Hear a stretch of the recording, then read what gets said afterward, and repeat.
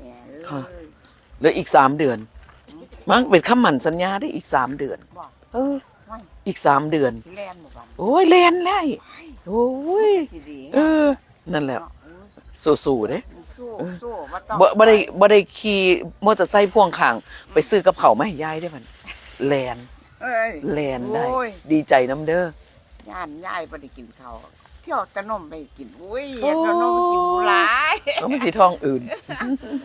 ค่ะ ค่ะคุณยายค่ะ ไปโชคดีคุณแม่ ค่ะ เอ้ย